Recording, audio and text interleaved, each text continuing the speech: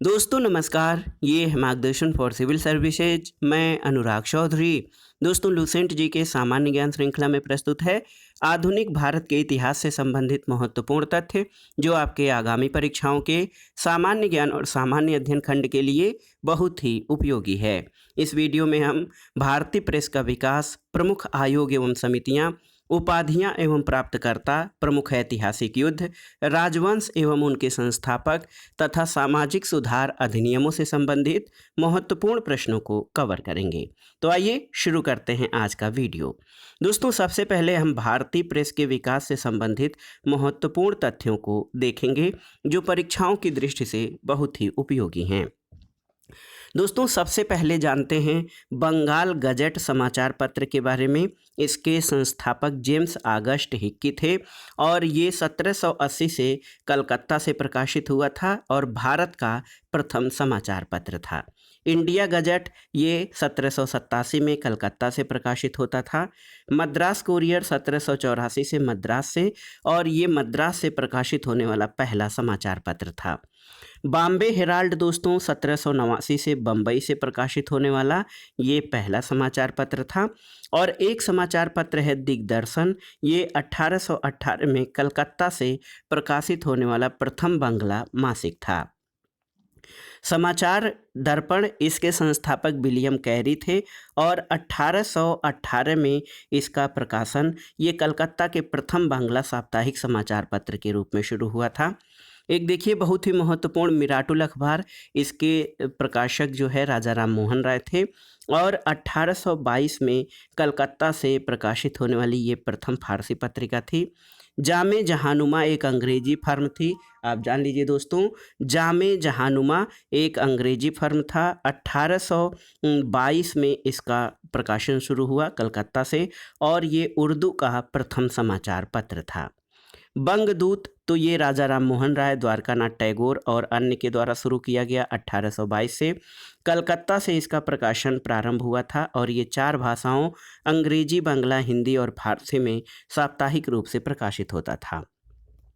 देखिए एक महत्वपूर्ण समाचार पत्र बंगदूत है। उदंत मार्तंड के बारे में जानते हैं। इसके संपादक जुगुल किशोर शुक्ल थे। 1826 से ये कलकत्ता से प्रकाशित होता था और इसके बारे में महत्वपूर्ण तथ्य ये है कि उदंत मार्तंड ये हिंदी का प्रथम समाचार पत्र था। इसका प्रकाशन एक साप्ताहिक पत्र के रूप में शुरू हुआ था। बॉम्बे समाचार का प्रकाशन 1830 में बम्बई से होता था और ये गुजराती भाषा का प्रथम समाचार पत्र था। बॉम्बे टाइम्स 1838 से बम्बई से शुरू हुआ। 1861 में ये टाइम्स ऑफ इंडिया बना था। राष्ट्रगोप्तार दोस्तों इसके संस्थापक दादा भाई नौरोजी थे और ये एक गुजराती पाक्षिक पत्रिका थी जो 1851 में बम्बई से शुरू हुई थी।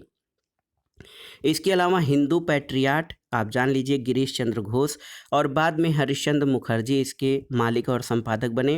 1853 में ये कलकत्ता से प्रकाशित होता था। सोम प्रकाश द्वारकानाथ विद्याभूषण द्वारा 1858 में ये कलकत्ता में प्रथम बांग्ला समाचार पत्र जो राजनीति से जुड़ा था। इंडियन मिरर के संपादक द्वारकानाथ टैगोर थे और ये 1862 में कलकत्ता से शुरू हुआ था। बंगाली समाचार पत्र गिरीश चंद्र घोष के द्वारा शुरू किया गया था और ये कहाँ से आप जान लीजिए 1862 में कलकत्ता से ही। नेशनल पेपर द्वारकानाथ टैगोर द्वारा 1865 में कलकत्ता में शुरू किया गया था। मद्रास मेल का प्रकाशन 1868 में मद्रास से होता था और मद्रास मेल दोस्तों भारत में पहला सांध्य समाचार पत्र जो कि इवनिंग को जो है वितरित होता था। अमृत बाजार पत्रिका ये शिशिर कुमार घोष द्वारा 1868 में कलकत्ता में बांग्ला समाचार पत्र के रूप में शुरू किया गया था और बंग दर्शन का प्रकाशन 1873 में बंकिम चंद्र चटर्जी द्वारा कलकत्ता के एक बांग्ला मासिक के रूप में शुरू किया गया था। स्टेट्समैन इसके संस्थापक रॉबर्ट नाइट थे और 1875 में इसका प्रकाशन कलकत्ता से भारतीय प्रेस द्वारा बेयर्ड ऑफ इंडिया ये कहे जाते थे रॉबर्ट नाइट को। और दोस्तों हिंदू पत्र जो है जी एस अय्यर और वीर राघवाचारी के द्वारा 1878 में मद्रास से शुरू हुआ। ट्रिब्यून तो ये दयाल सिंह मजीठिया के द्वारा 1881 में लाहौर से शुरू हुआ था। केसरी और मराठा बाल गंगाधर तिलक द्वारा जो है संपादित पत्र थे। 1881 में बम्बई से इसका शुरू हुआ। केसरी मराठा में प्रकाशित होने वाला दैनिक समाचार पत्र और मराठा अंग्रेजी में प्रकाशित होने वाला साप्ताहिक पत्र था। स्वदेश मित्रम GS अय्यर द्वारा शुरू किया गया था मद्रास से। कुछ अन्य महत्वपूर्ण तथ्यों को जान लेते हैं। दोस्तों, बंगाल गजट ने गवर्नर जनरल, उच्चतम न्यायालय के न्यायाधीशों और कंपनी के कर्मचारियों को दोषों को बहुत स्पष्ट रूप से प्रकाशित करना प्रारंभ किया, जिसके कारण 1782 में इस समाचार पत्र को बंद कर दिया गया। बांग्ला समाचार पत्र के रूप में शुरू हुआ कौन सा? दोस्तों, कौन सा पत्र है? आप जान लीजिए कि जो समाचार पत्र, आप जान लीजिए कि कौन सा समाचार पत्र के बारे में कहा जा रहा है बांग्ला समाचार पत्र के बारे में। तो ये अमृत बाजार पत्रिका शिशिर कुमार घोष द्वारा ये बांग्ला समाचार पत्र के रूप में शुरू हुआ, लेकिन वर्नाकुलर प्रेस एक्ट से बचने के लिए 1878 में अंग्रेजी समाचार पत्र बन गया था। और दोस्तों, ये जो आप केसरी और मराठा के बारे में, तिलक के बारे में जानते हैं, तो तिलक के संपादक बनने से पहले ये आगारकर और केलकर द्वारा केसरी और मराठा का संपादन किया जाता था। दोस्तों, भारत में सबसे पहले प्रेस की स्थापना 1550 में पुर्तगालियों ने की और 1557 में गोवा के ईसाई पादरियों के द्वारा पहली पुस्तक प्रकाशित की गई थी। 1883 में सुरेंद्र नाथ बनर्जी देश के ऐसे प्रथम पत्रकार बने जिन्हें कारावास की सजा दी गई थी। अब आगे आइए ब्रिटिश कालीन प्रमुख आयोग और समितियों के बारे में जान लेते हैं, जो परीक्षाओं की दृष्टि से या तो सीधे सीधे या मिलान करने के लिए पूछा जाता है।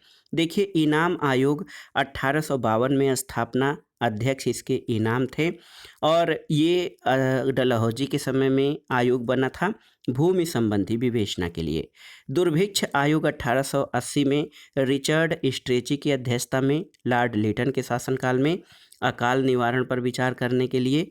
हंटर आयोग 1882 में विलियम हंटर की अध्यक्षता में गठित हुआ था। रिपन के समय काल में ये शिक्षा के विकास से संबंधित था।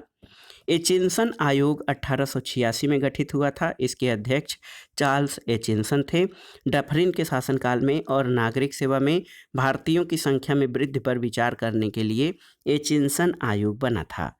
अफीम आयोग दोस्तों, ये 1893 में बना था। गवर्नर जनरल उस समय लैंसडाउन था और अफीम सेवन को रोकने के लिए अफीम आयोग बना था।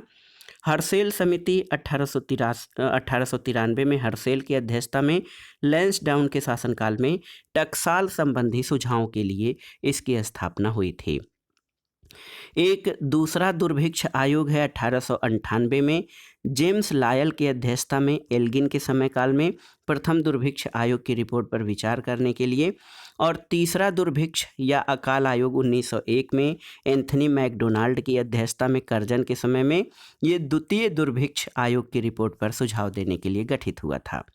सिंचाई आयोग 1901 में बोल्विन स्कॉट की अध्यक्षता में कर्जन के समय काल में सिंचाई में सुधार हेतु वित्तीय विचार के लिए सिंचाई आयोग की स्थापना की गई थी। एक महत्वपूर्ण विश्वविद्यालय आयोग है 1902 में थॉमस रैले की अध्यक्षता में कर्जन के समय काल में भारतीय विश्वविद्यालयों पर स्थिति पर विचार करने के लिए। और बहुत ही महत्वपूर्ण है दोस्तों, पुलिस सुधार और पुलिस की कार्य पद्धति पर विचार करने के लिए एक फ्रेजर आयोग बना था 1902 में कर्जन की अध्यक्षता में, कर्जन के समय काल में। इसके अलावा दोस्तों देखिए, इस्लिंगटन आयोग ये 1912 में इस्लिंगटन की अध्यक्षता में गवर्नर जनरल उस समय हार्डिंग था और नागरिक सेवा में भारतीयों की हिस्सेदारी पर विचार करने के लिए इस्लिंगटन आयोग बना था। मैकलेगन समिति 1914 में मैकलेगन की अध्यक्षता में हार्डिंग के शासनकाल में सरकारी वित्तीय अवस्था से संबंधित सुझाव देने के लिए इसकी स्थापना हुई थी। और कलकत्ता विश्वविद्यालय आयोग, जिसको सैडलर आयोग कहते हैं, 1917 में माइकल सैडलर की अध्यक्षता में गठित हुआ था चेम्सफोर्ड के शासनकाल में। और कलकत्ता विश्वविद्यालय के दोषों की जांच करने के लिए सैडलर आयोग बना था। भारतीय छटनी समिति ये 1923 में गठित हुआ लॉर्ड इंचकैप की अध्यक्षता में रीडिंग के शासनकाल में और ये शिक्षा संबंधी विचार के लिए। ली आयोग 1924 में लॉर्ड ली की अध्यक्षता में रीडिंग के समय काल में लोक सेवा आयोग के गठन की अनुशंसा से 1926 में लोक सेवा आयोग का गठन किया गया था और ये ली आयोग की अनुशंसाओं पर आधारित था। अगला है सैंडहर्स्ट समिति 1925 में एंड्रयू स्किन की अध्यक्षता में रीडिंग के शासनकाल में बना था, भारतीय सेना के भारतीयकरण पर विचार करने के लिए। बटलर समिति की स्थापना 1927 में हरकोर्ट बटलर की अध्यक्षता में हुई थी, लॉर्ड इरविन के शासनकाल में देशी राज्यों और अंग्रेजी सरकार के संबंधों पर विचार करने के लिए। और आप जानते हैं साइमन आयोग, इसके बारे में आप जानते हैं 1927 में जॉन साइमन की अध्यक्षता में इरविन के शासनकाल में। और ये 1919 का जो अधिनियम था उसकी समीक्षा के लिए साइमन आयोग बना था, जिसको व्हाइट मेंस कमीशन कहा जाता है। लिन-लिथगो आयोग 1928 में लिन-लिथगो की अध्यक्षता में गठित हुआ था इरविन के शासनकाल में। ये कृषि संबंधी समस्याओं पर विचार करने के लिए। एक महत्वपूर्ण व्हिटले आयोग है 1928 में जे.एच. व्हिटले की अध्यक्षता में इरविन के शासनकाल में श्रमिकों की स्थिति पर विचार करने के लिए गठित हुआ था। और देखिए दोस्तों, लिंडसे आयोग 1929 में लिंडसे की अध्यक्षता में भारत में मिशनरी शिक्षा के विकास के लिए इरविन के शासनकाल में गठित हुआ था। इसी तरह भारतीय वैधानिक आयोग 1929 में फिलिप हार्टोग की अध्यक्षता में हुआ था, वायसराय उस समय इरविन था और ये शिक्षा की स्थिति की समीक्षा के लिए। सप्रू समिति 1934 में तेज बहादुर सप्रू की अध्यक्षता में गठित हुई, लॉर्ड विलिंगटन वायसराय था और बेरोजगारी की समीक्षा के लिए सप्रू समिति बना था। भारतीय परिसीमन समिति 1935 में लॉरी हेमंड के अध्यक्षता में विलिंगटन वायसराय थे और निर्वाचन क्षेत्रों की अवस्था के लिए इसकी स्थापना की गई थी। राष्ट्रीय योजना समिति 1938 में जवाहरलाल नेहरू की अध्यक्षता में बनी थी लिन-लिथगो के वायसराय काल में और ये आर्थिक योजना से संबंधित थी। क्रिप्स मिशन 1942 में स्टीफर्ड क्रिप्स इसके अध्यक्ष थे लिन-लिथगो के शासनकाल में और भारत के राजनीतिक गतिरोध को दूर करने के लिए क्रिप्स आयोग बना था। कैबिनेट मिशन 1946 का है, पैथिक लॉरेंस की अध्यक्षता में। बेवेल उस समय वायसराय था और भारतीयों को सत्ता हस्तांतरित करने पर विचार करने के लिए कैबिनेट आयोग बना था। एक देखिए चौथा दुर्भिक्ष जांच आयोग था 1943 में, सर चार्ल्स वुड की अध्यक्षता में बेवेल के शासनकाल में बंगाल के अकाल के कारणों पर विचार करने के लिए ये आयोग बना था। सार्जेंट आयोग 1944 का है, जॉन सार्जेंट की अध्यक्षता में बेवेल के शासनकाल में ये शिक्षा के विकास के लिए सार्जेंट आयोग गठित हुआ था। अब आइए भारत के जो महापुरुष हैं उनको दी गई प्रमुख उपाधियां प्राप्तकर्ता और उनके दाताओं के बारे में जानते हैं। गुरुदेव तो रविन्द्रनाथ टैगोर की उपाधि है, महात्मा गांधी ने दिया था। महात्मा गांधी को महात्मा की उपाधि रविन्द्रनाथ टैगोर ने दिया था। नेताजी सुभाष चंद्र बोस को नेताजी कहा जाता है, एडोल्फ हिटलर ने ये उपाधि उनको दिया था। और सरदार की उपाधि वल्लभ भाई पटेल की है। बारदोली की महिलाओं ने उनके कुशल नेतृत्व के कारण देश रत्न और अजात शत्रु डॉक्टर राजेंद्र प्रसाद की उपाधि है महात्मा गांधी द्वारा। कायदे आजम मोहम्मद अली जिन्ना को महात्मा गांधी ने कहा था। देश नायक सुभाष चंद्र बोस की उपाधि है रविन्द्रनाथ टैगोर के द्वारा दी गई। विवेकानंद स्वामी विवेकानंद को कहा जाता है, इनका मूल नाम नरेंद्र नाथ दत्त था। महाराजा खेतड़ी ने इनको विवेकानंद कहा था और राष्ट्रपिता महात्मा गांधी को सुभाष चंद्र बोस ने सबसे पहले कहा था। राजा तो राजा राम मोहन राय की उपाधि राजा जो है ये अकबर शाह द्वितीय ने दिया था। आइए भारत की ऐतिहासिक लड़ाइयाँ और उनके परिणाम के बारे में जान लेते हैं। दोस्तों, भारतीय इतिहास में तराइन का प्रथम युद्ध महत्वपूर्ण है। ये 1191 में पृथ्वीराज और मोहम्मद गोरी के बीच हुआ। प्रथम युद्ध में पृथ्वीराज चौहान ने मोहम्मद गोरी को हराया था। तराइन का द्वितीय युद्ध 1192 में हुआ था, इसमें मोहम्मद गोरी ने पृथ्वीराज को हराया। चंदावर का युद्ध 1194 में मोहम्मद गोरी ने जयचंद को पराजित किया था। पानीपत की पहली लड़ाई 1526 में बाबर ने इब्राहिम लोदी को हराया। खानवा का युद्ध 1527 में बाबर ने राणा सांगा को हराया था। और चंदेरी का युद्ध 1528 में हुआ था, इसमें बाबर ने मेदिनी राय को पराजित किया था। घाघरा का युद्ध 1529 में बाबर ने अफगानुत को हराया था। और चौसा का युद्ध 1539 में हुआ था, जिसमें शेर शाह ने हुमायूं को हराया था। कन्नौज का युद्ध 1540 में शेर शाह ने हुमायूं को हराया। और पानीपत की दूसरी लड़ाई 1556 में, इसमें अकबर ने हेमू को हराया था। तालीकोटा का युद्ध 1565 में विजयनगर साम्राज्य का पतन हुआ था। हल्दी घाटी युद्ध 1576 में अकबर ने महाराणा प्रताप को हराया। और प्लासी का युद्ध 1757 में हुआ था, जिसमें अंग्रेजों ने बंगाल के नवाब सिराजुद्दौला को हराया था।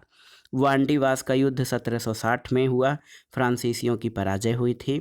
पानीपत की तीसरी लड़ाई 1761 में अहमद शाह अब्दाली ने मराठों को हराया था। बक्सर का युद्ध 1764 में अंग्रेजों ने मीर कासिम को हराया। और रुहेला का युद्ध 1774 में हुआ था। खुर्दा का युद्ध 1795 में, जिसमें निजाम की पराजय हुई थी। और भारत का प्रथम स्वतंत्रता संग्राम 1857 ईस्वी में, भारत चीन युद्ध 1962 में, प्रथम भारत पाकिस्तान युद्ध 1965 में और द्वितीय भारत पाकिस्तान युद्ध 1971 में हुआ था। दोस्तों, प्रथम विश्व युद्ध 1914 से 18 और द्वितीय विश्व युद्ध 1939 से 1945 के मध्य हुआ था। तो ये बहुत ही महत्वपूर्ण तथ्य हैं आपके परीक्षाओं से संबंधित। अब आइए प्रमुख राजवंश, संस्थापक और उनकी राजधानियों के बारे में जान लेते हैं। दोस्तों देखिए, एक पुराना राजवंश है हर्यक वंश। इसके संस्थापक बिंबिसार और राजधानी राजगृह थी। शिशुनाग वंश की स्थापना शिशुनाग ने की थी। शिशुनाग वंश की राजधानी वैशाली थी। नंद वंश के संस्थापक महापदम नंद थे। पाटलिपुत्र इनकी राजधानी थी। मौर्य वंश की स्थापना चंद्रगुप्त मौर्य द्वारा की गई। पाटलिपुत्र राजधानी थी। शुंग वंश पुष्यमित्र शुंग द्वारा स्थापित किया गया। राजधानी पाटलिपुत्र थी। कण्व वंश की स्थापना वासुदेव ने की थी। इसने भी पाटलिपुत्र को अपनी राजधानी बनाया था। सातवाहन वंश देखिए, ये सिमुक संस्थापक थे। प्रतिष्ठान इनकी राजधानी थी। कुषाण वंश की स्थापना कुजुल कटफिसेस ने की थी। पुरुषपुर यानी पेशावर इनकी राजधानी थी। और गुप्त वंश की स्थापना श्रीगुप्त ने की थी। राजधानी पाटलिपुत्र थी। वाकाटक वंश की स्थापना विंध्य शक्ति द्वारा की गई थी। हूण वंश की स्थापना तोरमाड़ ने की। सियालकोट राजधानी थी। और वर्धन वंश, इसकी स्थापना पुष्यभूति के द्वारा थानेश्वर या कन्नौज को इनकी राजधानी बनाया गया था। पांड्य वंश के संस्थापक नेडियोन थे। मदुरै इनकी राजधानी थी। चोल वंश की स्थापना विजयालय ने की। चोलों की राजधानी तंजौर थी। और पल्लव वंश के संस्थापक सिंहवर्मन चतुर्थ थे। इनकी राजधानी कांचीपुरम थी। राष्ट्रकूट की स्थापना दंतिदुर्ग द्वारा की गई। इनकी राजधानी मान्यखेत थी। और कल्याणी के चालुक्यों की जो स्थापना थी, इसके तैलब द्वितीय और मान्यखेत और कल्याण को इन्होंने राजधानी बनाया। बादामी के चालुक्य वंश की स्थापना जयसिंह प्रथम ने की। और बादामी या वातापी इनकी राजधानी थी। बेंगी के चालुक्य की स्थापना विष्णुवर्धन ने की। बेंगी इनकी राजधानी थी। होयसल वंश के संस्थापक विष्णुवर्धन थे। होयसल वंश की राजधानी द्वार समुद्र थी। यादव वंश देखिए, भिल्लभ पंचम ने यादव वंश की स्थापना की थी। देवगिरी राजधानी थी। कदम वंश की स्थापना मयूर शर्मन ने की और इनकी राजधानी बनवासी थी।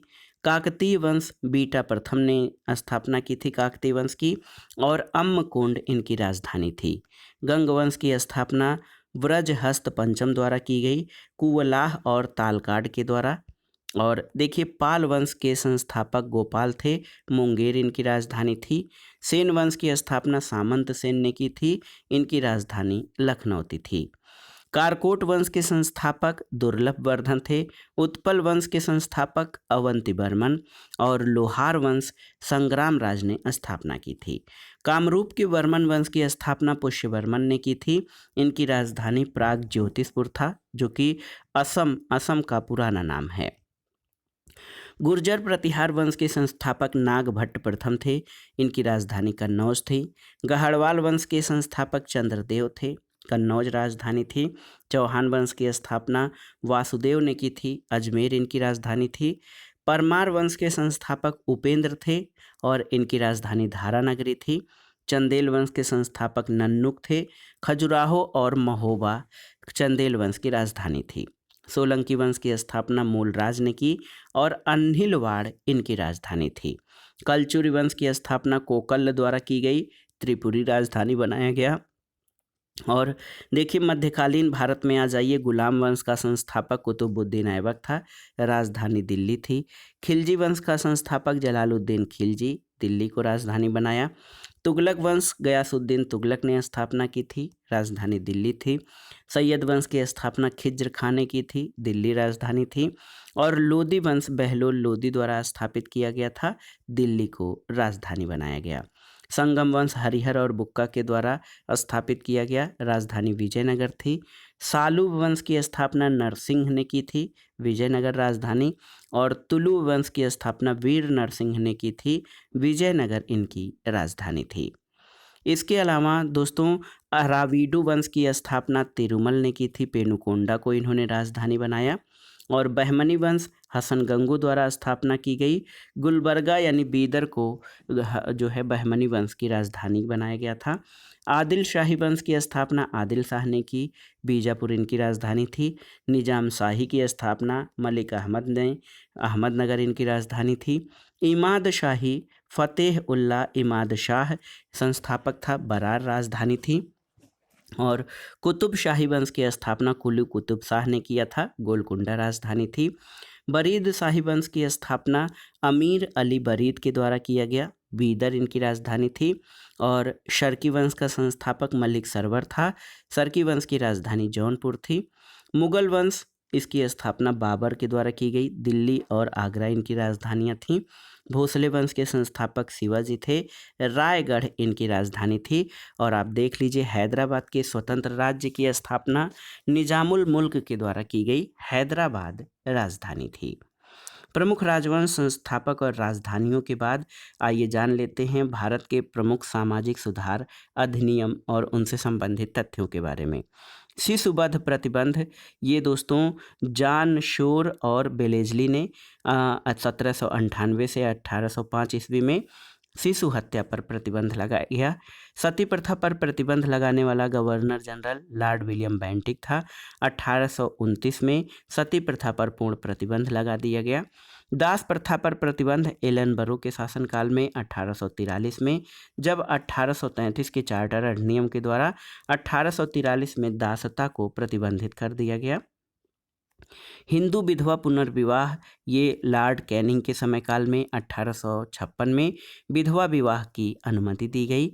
Native marriage act Lord Northbrook के समय काल में जो है पारित हुआ 1872 में, और इससे अंतरजातीय विवाहों को प्रोत्साहन मिला।